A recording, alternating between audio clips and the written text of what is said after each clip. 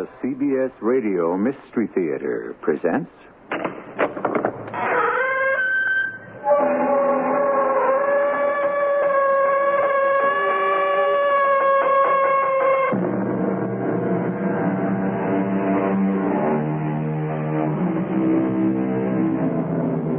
Come in. Welcome. I'm E.G. Marshall. William Shakespeare never fails me when I look for an apt phrase that tells it neatly and poetically. For instance, what's past is prologue. I'll repeat that. What's past is prologue. Yesterday's events have shaped today's. Remember that story of the Utah murderer who was almost not sentenced to die? Well, the same thing happened many years ago. The same thing. But it turned out a little differently. Minister, get in touch with the French government. Yes, what for? Everyone knows they've had lots of experience with guillotines, so ask them for one. Just like that, Your Majesty? But tell the French it's just a one-shot deal. And after this one time, we're not going to need a guillotine again.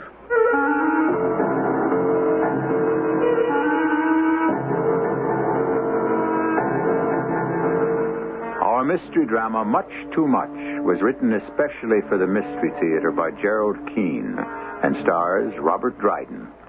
It is sponsored in part by Buick Motor Division and Contact, the 12-hour cold capsule. I'll be back shortly with Act One.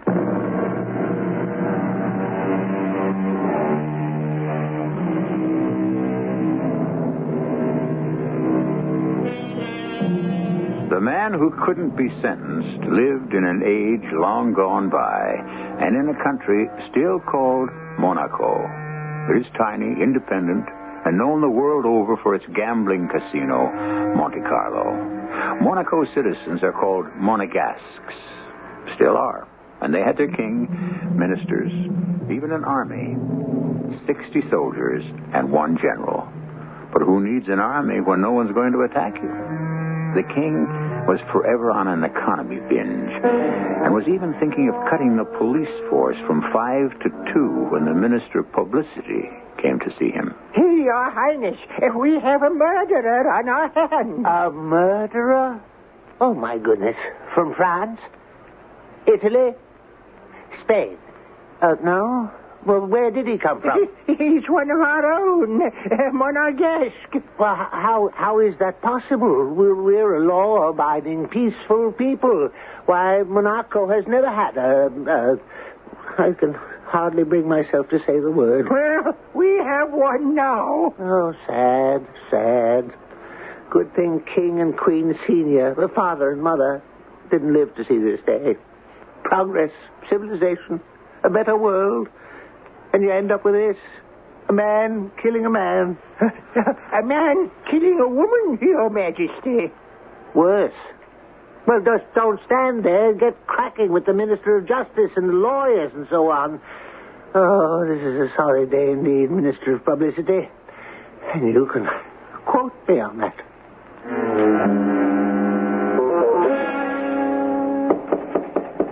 Come in. Well, that's a new one. I've never heard of a jail where the guard knocks before coming in to see the prisoner. Oh, I'm sorry. You see, this isn't really much of a jail, just this room in back of the police station with an ordinary door on it, but it's all we have. Oh, no, don't think that I don't appreciate your politeness, because I do. Secondly, we've never had a murderer before, and I don't really know how one is supposed to behave without a murderer. Oh, well, you don't have to be frightened. I've only killed once in my life. And it wasn't a man. Yes. The captain told me it's a crime of passion. A crime of passion it wasn't. Just the opposite. It was my wife. Oh, you were defending yourself? Oh, my dear God, you don't wish to hear. It's of no interest to anyone but me. Oh, no, sir. I have a wife, too. It might be very helpful. You know, hints to the married man. Oh. Oh, well, it was a perfectly ordinary day. I'd been out hunting, and I'd bagged a duck or two. And I came home and said to my wife, "Here, cook this fellow for dinner." "How shall I prepare it?" says she. "Well, I'll have it braised with peas," I said. "Use that recipe of Père Lepay of the Café de Paris." "Okay," she said, "will do." Well, I came home, and she told me an extraordinary thing had happened. The bird wasn't really dead, and when she started to pluck its feathers, it flew out of the window. Well, it could have happened. And the next time I bagged a duck, I told her, "Plain roast duck tonight," and she said, "All right." And I came home about 7 and opened a bottle of Côte de Nuit, and there was no duck. "What's this?" I said. A workman came to the doors and my wife and asked for a glass of water, and when my back was turned, he ran out of the house with a duck. You believe that? No, but I thought I'd wait. I went out again Sunday with my shotgun, and I bagged another. Oh, it was a beauty, at least 6 pounds, and I said to my wife, "We'll have this on Monday night." "Well, that duck's a bit old," she said. "All right, do it Chambertin, slow flame," I said. Agreed.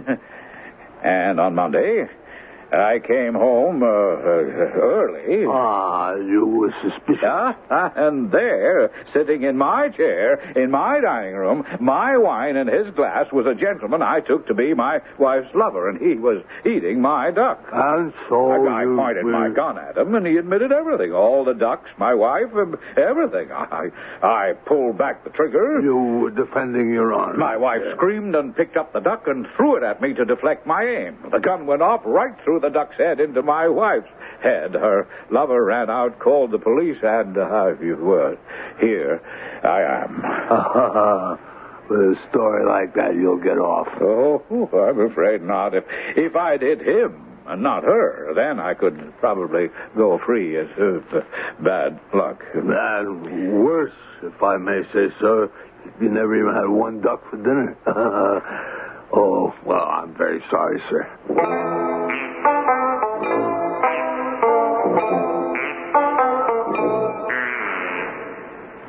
Your Majesty, the court has reached a decision, and I have asked the Minister of Protocol to tell it to you. No, please, can't you see I'm trying to find my spectacles? Sire, it is the case of the man who killed his wife.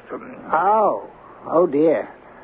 Not a problem. Oh, not at all, sire. No problem. He has been condemned to die. Splendid. So? Well, Monegasque law directs he should have his head cut off. Yes, we know the law. We know. Now, where do I sign? Right above the royal seal, Your Highness. Well, now, what are you two standing about for? Your Majesty. If the fellow must be executed, well, then execute him. You heard me? Execute him. Get it over with.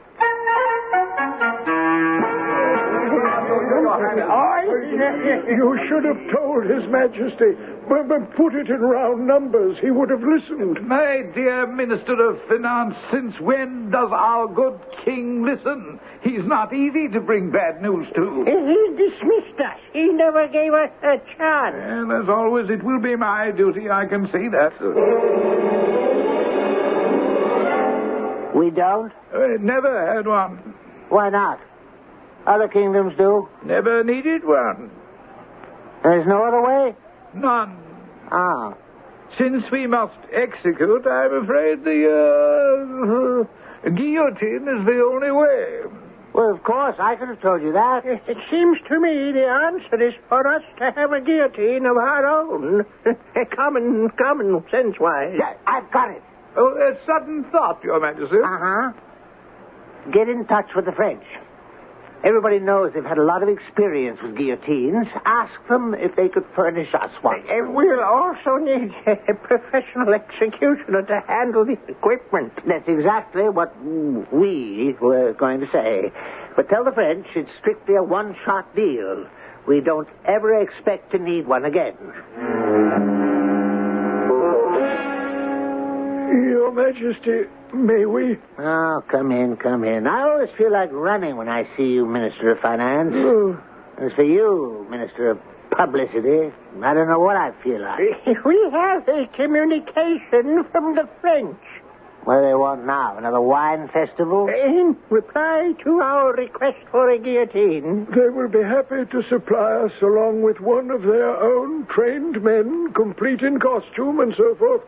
And that will be 16,000 francs. 16,000 francs cost-wise. 16,000 francs? That's much too much. The rich isn't worth that kind of money. Is there any other way to behead him? Our English cousins have switched to a headsman who does the job with one blow of an axe. Kill a man with an axe. It's inhuman. It's barbaric. Well, still, what do you expect from the English? Guillotine, a guillotine. Let me see. You must be able to get one cheaper somewhere. You mean shop around? I know. Get in touch with the Italians. After all, Italy has a king, and from one king to another, maybe he'll give us a cut rate. Cut rate? Yes, Your Majesty. Those French haven't been the same since they became a republic. All they think of is money. Money, money, money. That's all they think of. Oh, he won't stand for it. I know him. He'll hit the ceiling. I'm sorry I'm late. What's the latest? We've just had word from the King of Italy. He'll be glad to help us out in the cost for the entire package, including removal of the remains, will be 12,000 francs. He doesn't want any liras. Oh, dear. I don't know that I wish to be the minister to tell His Majesty that. 12,000 francs. Did you say 12,000 francs? To the sou, Your Majesty. 12. That's 4 less than 16. It's not much of a discount. Now, the rascal is still not worth that kind of money. Well, hardly, Your Majesty. 12,000.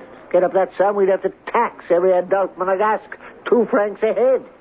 I don't think the people would stand for it. Oh, they wouldn't, Your Majesty. No, there'd be a ruddy riot. No, it's still too much. Still much too much. Have I made that clear?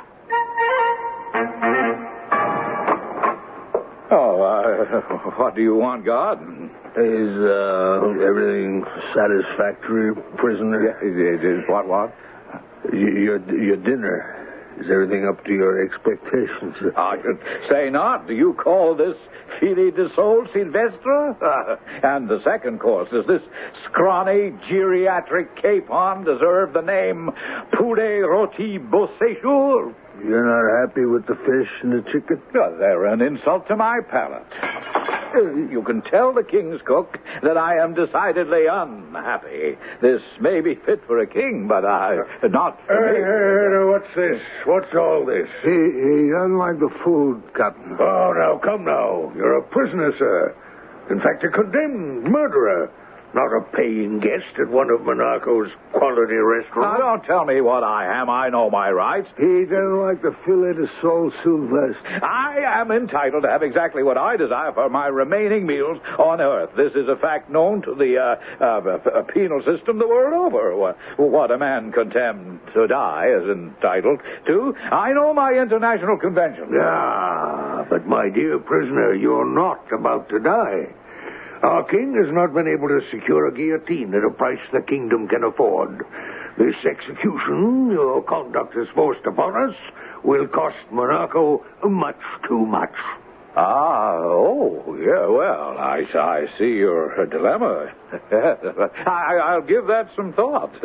In the meantime, my dear Captain, bring me some decent food fit for a decent human being to eat.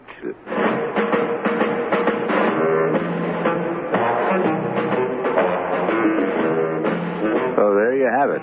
An execution that would cost too much. A condemned man demanding his rights. Doesn't justice appear a little topsy-turvy to you? I read something like this quite recently, where it said that too often the rights of the guilty are more observed than the rights of the innocent. The criminal more cared for than the victim. Certainly something has to give. But what? And when? And how? Let's find out when we continue with Act 2.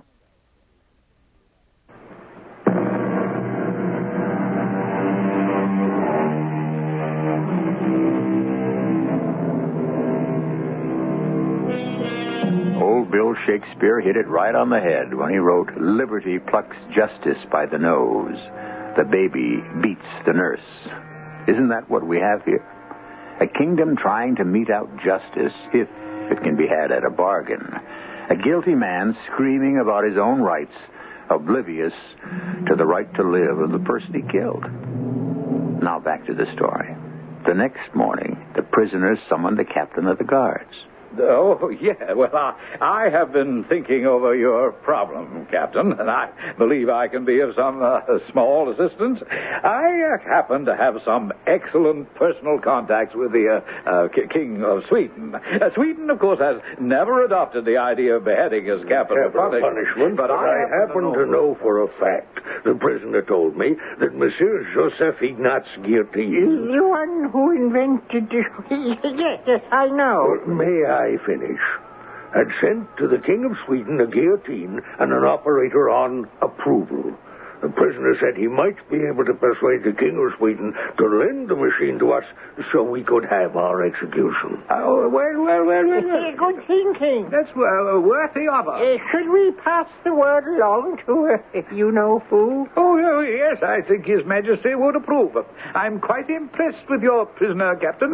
Thank you. I can see he's an honorable soul, regardless of his transgressions. One who understands that justice is justice. Here. There is only one slight drawback. Isn't there always? Odds wise. We must bear in mind Sweden is many, many more kilometers from Monaco than France or Italy. It'll take months before we can expect delivery.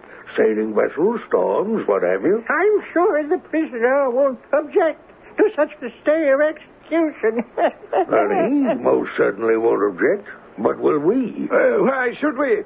Well, it's his turn. What, a convicted murderer has terms? In exchange for his personal letter of endorsement to the King of Sweden. Of course. After all, gentlemen, he's got the contact. Endorsing the loan for his own execution. He wants something in return. I think that's valid. He's the contact man. Our man in Sweden, as it were.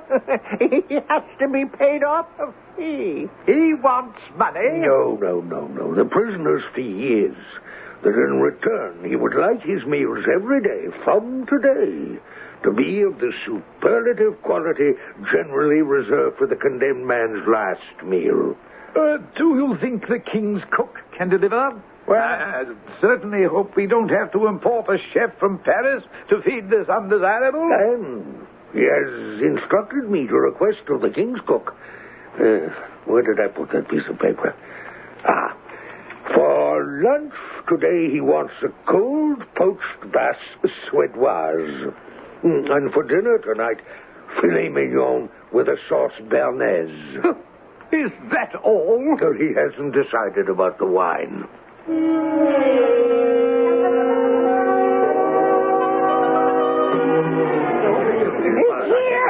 It's arrived! It is arrived! Well, of course it's arrived. We've been watching them all morning, setting it up in the courtyard. I'd say half of Monaco is out there. Well, look at the people. Why don't we go down and mingle with the crowd? A good way to get a sampling of public opinion. What do they think of a guillotine? Should Monaco own its own? That kind of thing. Let's go. It should be interesting. Yes, good idea. There's what I'd call a holiday atmosphere, wouldn't you say? I remember your father was always interested in these happenings, Your Majesty. When he was a prince, we were, as young men in France together during the interregnum. Incognito, I trust? Oh, absolutely.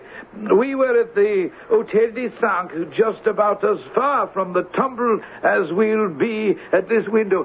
Come see. I don't know that I care to, frankly. I've got a squeeze his stomach. Oh, today is only the test flights downward of the blade, just to make sure. You see those two upright posts with the cross beam to hold it together? They're grooved so that the knife will fall swiftly. What's that? Can they see me? Us? That's for the executioner. That little fat fellow with all those muscles? Oh, what's he doing now? I can't see a thing without spectacles, and nobody can find them. He has a stone and a file, and I believe he's sharpening the blade. They do leave everything, those French, don't they? Well, the blade got a little rusty after the long sea voyage from Sweden. Are you sure they can't see us? Why are they cheering? Well, he's running his finger along the blade and licking it. Now he's taking a bow. Now he has, let me see, 1, 2, 3, 4, 5, 6, 10 guards, and they're all pulling the cord to lift the blade up into place. Oh, it won't move. 10 men, and they can't budge it. He's kicking the blade. Splendid, splendid, good man. Kicked it twice, and the darn thing traveled up the post like a monkey shinnying up a palmetto tree. Now the executioner is going to do some trial runs. It won't move. He's just supposed to give it a yank, and it triggers. Now he's talking to the captain. 10 more men. March! 10 more. March! March! They keep adding men to yank at that thing. It looks like the blade is jammed up there. 1, 2, 3, pull! 1, 2, 3, pull! He's got the whole army on it now. 1, 2, 3, look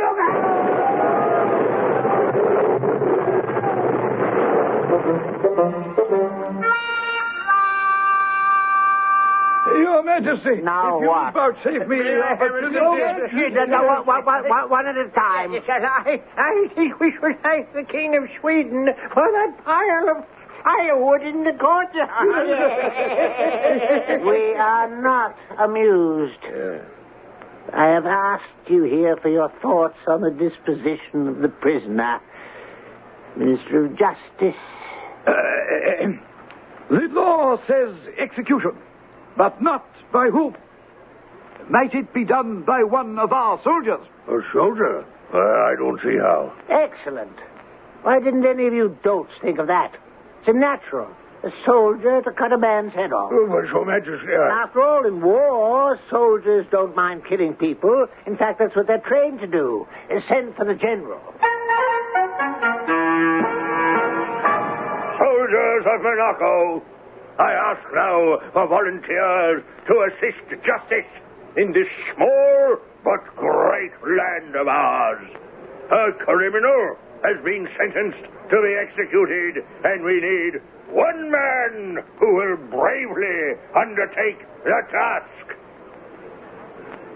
One man, step forward. I put it to you all again, all 60 of you brave defenders of the spirit that is Monaco. Will one man of you please step forward? I'd say that there'd probably be a few extra francs in it for the man who steps forward. Captain, may I have a word? General? They won't buy it. In combat, yes. But to them, execution is cold blood. I had my doubts all along. But the king said do it, so I tried. Well, I'll tell him. I tried to. He'll listen to you, General. You've got more stars. I'll say that a soldier simply does not know how to cut off a head. It is not in our manual of arms. Well, it's about time. I've been waiting 7 days to learn what progress we're making. To bring you up to date, Your Majesty, the army declines. And I think if you were to examine our Monarchan Code of Military Honor, you would certainly not find any reference to the duty you wish the soldiers to perform.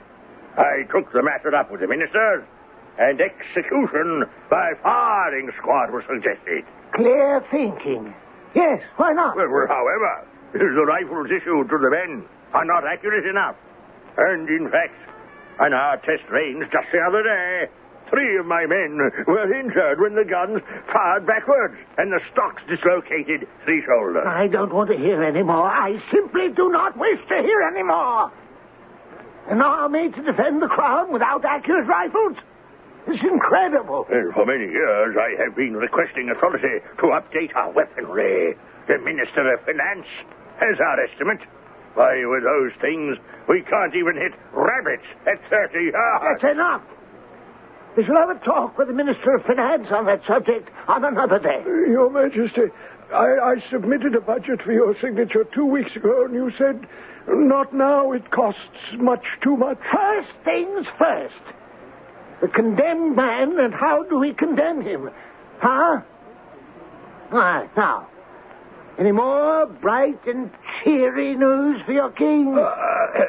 Your Grace, for the past week, we have diligently put our heads together. Considered? Reconsidered? We have assembled a commission and a subcommission, a committee and a subcommittee.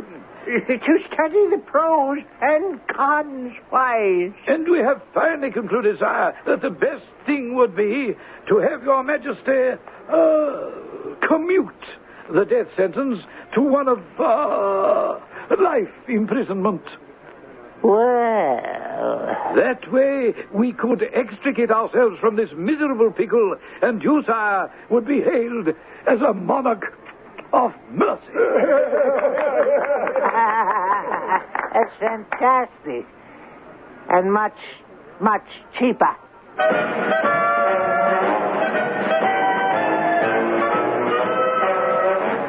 I have the feeling that you out there listening are probably way ahead of me, and that certainly you suspect our penny-pinching sovereign is going to be paying much, much more in the interests of justice than...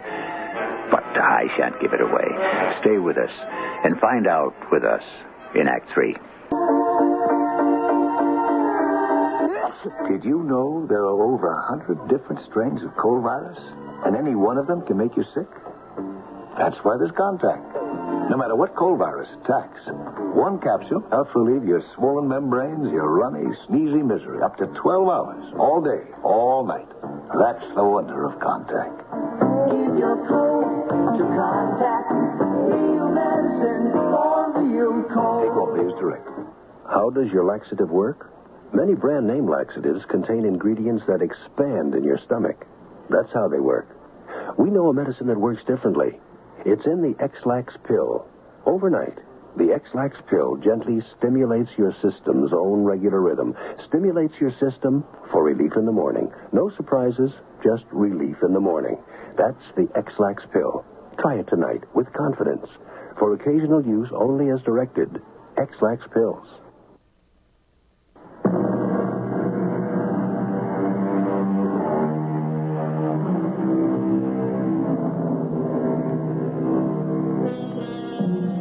Let's return to the shenanigans of this extraordinary royal household of the long, long ago days in the history of this tiny country.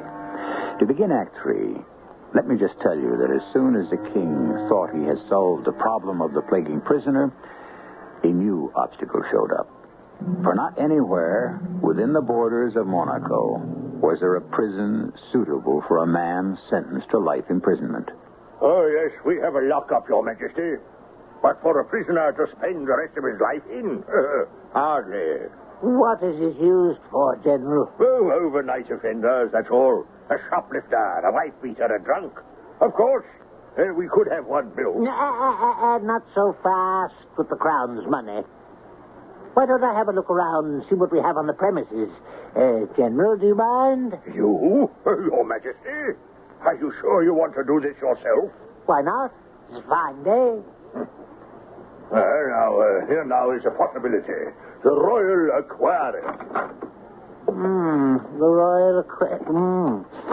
Oh, no. Smells too fishy to me. We must remember that the poor fellow is going to spend the rest of his natural life here. P.U. No. we don't have to go one step further. The Royal Zoo is no better than the Royal Aquarium. We cannot have the fellow die of asphyxiation. No, no.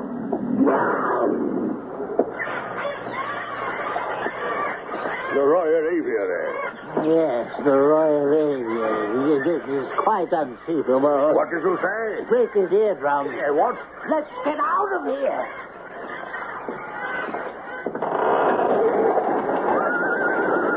Now, this might not be bad. The Royal Stable. I suppose you could get used to it.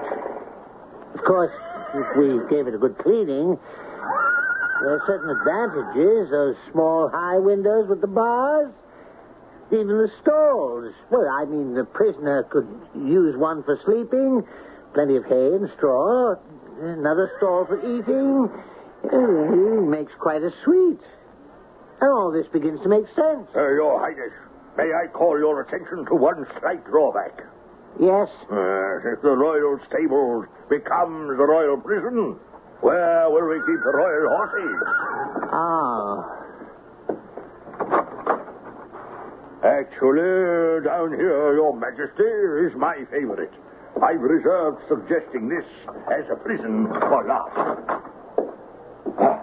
Your Majesty, the Royal Wine Cellar. My gracious. The Royal Wine Cellar. I haven't been down here in years. No, not the Royal Wine Cellar for a prison. It's too great a temptation. The very place. How stupid of me. Why didn't I think of it before? We have a stone guardhouse not 50 yards from the palace kitchen door, within full sight of the barracks and the entire army. Well, let's have a look at it. If this place is what you say, I think we can safely announce our decision to our people. You know, my dear General, had the fellow not been so exceedingly cooperative dealing with the Swedes and so forth, I would not have taken such a personal interest in his case. It's quite a good turnout down there. It's a nice crowd. Who's keeping the king? And I advised him to make the people wait before he appears at the balcony. The longer they wait, the more docile they are, and it builds up his entrance, anticipation-wise. Oh, Your Majesty, we were just talking about you. Yes, well, will somebody please pull the ermine collar back from my ears? Darned annoying the way it rides up. No, not that way. Pin it to the cloak. Now the crown. It feels crooked. Does it look crooked? I hate this crown. May have fitted farther, but it's much too small for me. Well, now, everybody ready? Oh, yes, Your Majesty. All right, let's get this show on the road.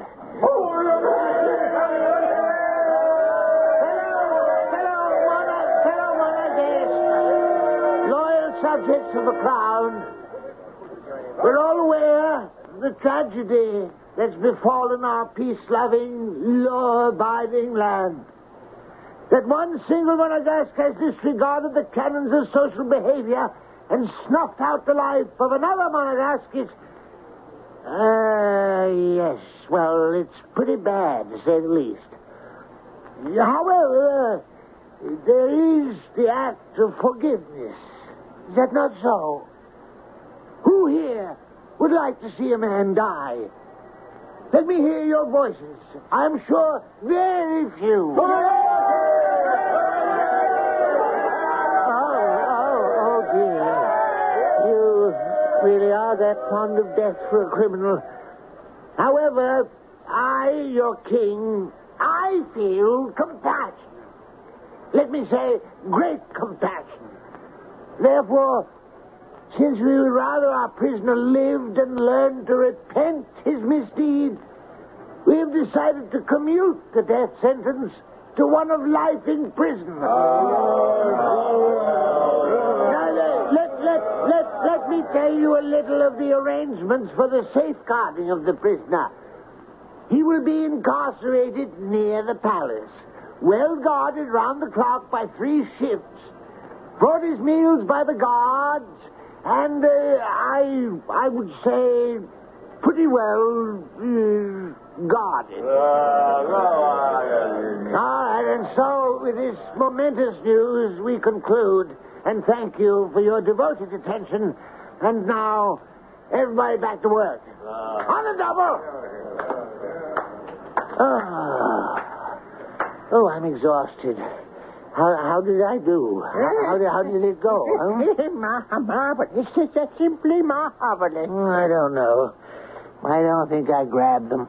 Cousin, Your Majesty, can I be familiar just once? I would say that this life imprisonment is the best thing you ever did. Well, at least it's cheaper.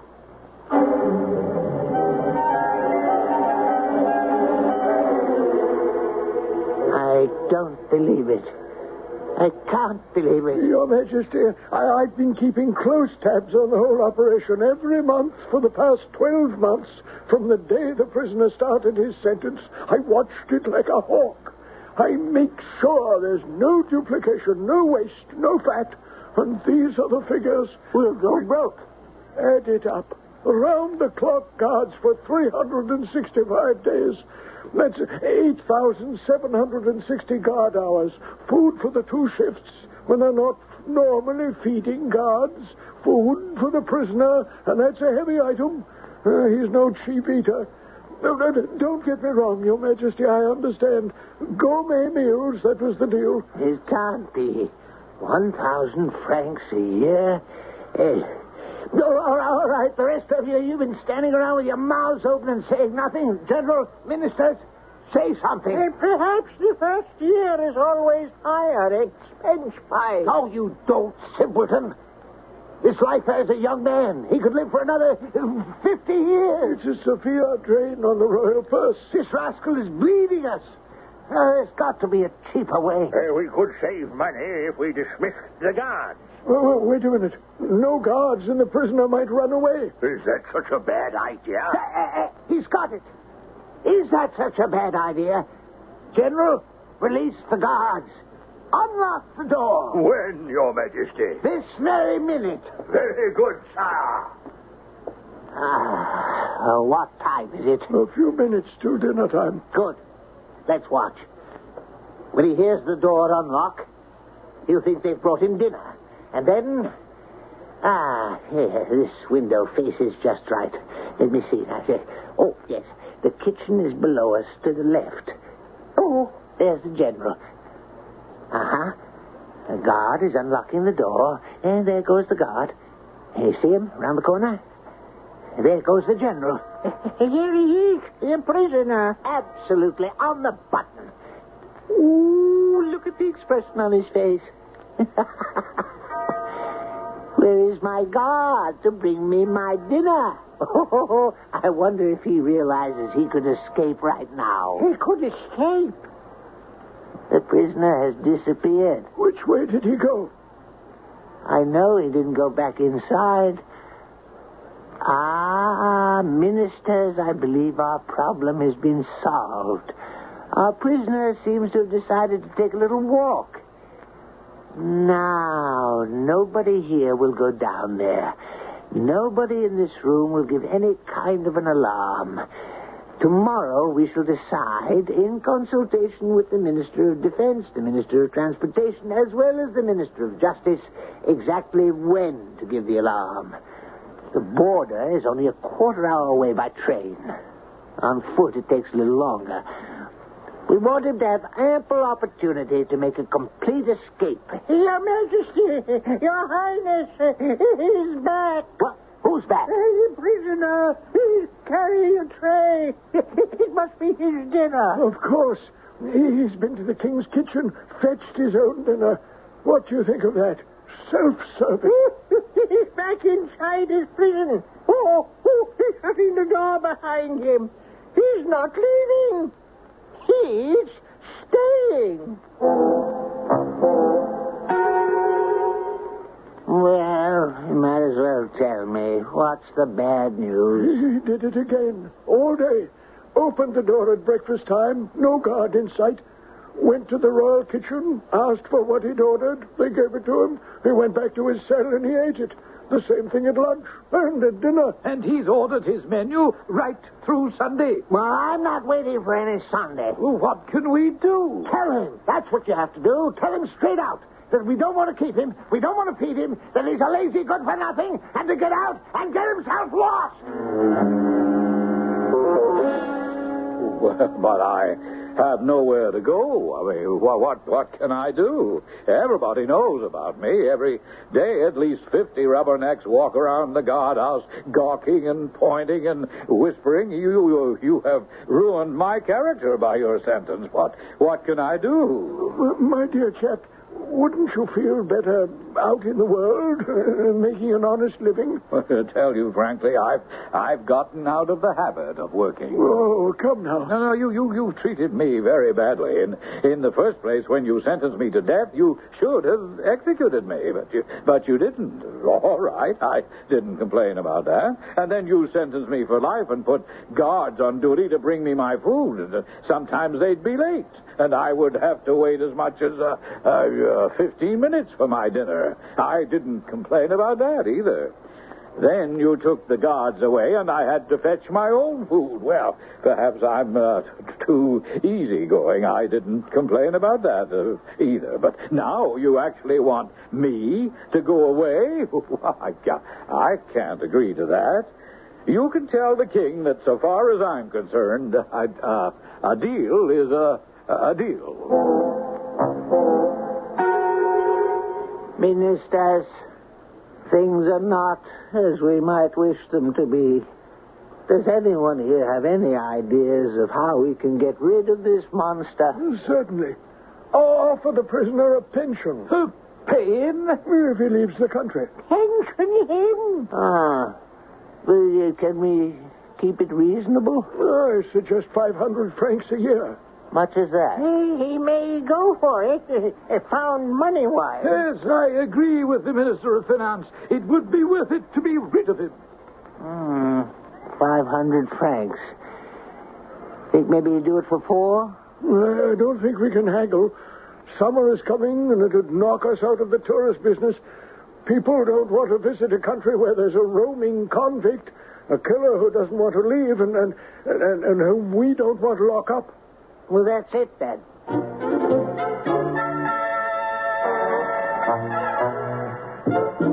500 per annum, and that is it. Take it or leave it. That's what the king said. Well, I guess I don't mind. So long as you give me your ministerial assurance to pay it promptly and regularly. Oh, you have His Majesty's word. On that condition, I am willing to do it. Oh, yes. I'd like this year's pension in advance so I can get settled in. Certainly. Good enough. Well, then, I shall be off. See you next year, same time. Oh, and, Minister, there's a half a bottle of Montrachet over there, if you'd like to finish it. It's an excellent year. It's a pity to let it go to waste. And so the matter was settled. The prisoner took his money, took the train, and in 15 minutes was out of the country. He bought a bit of land just across the frontier and started market gardening. He never went hunting again. He never married again. Once a year, he goes to the palace, draws his pension, goes to the gaming tables, stakes 3 francs, sometimes wins, sometimes loses, and returns home. And there's a bit more to this tale, which I will tell you when I return.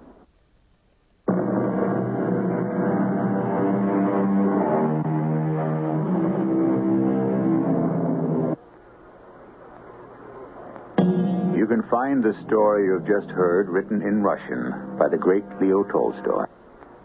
And it in many countries. Too many. I'd say it was a good thing our prisoner did not commit his crime in a land where they don't begrudge the expense of cutting off a man's head or the expense of keeping him in prison for life. To wind up, let old Will Shakespeare have the last word. Use every man after his desert, and who shall escape whipping? Our cast included Robert Dryden, Ian Martin, Court Benson, and Earl Hammond. The entire production was under the direction of Hyman Brown. This is E.G. Marshall inviting you to return to our Mystery Theater for another adventure in the macabre. Until next time, pleasant dreams.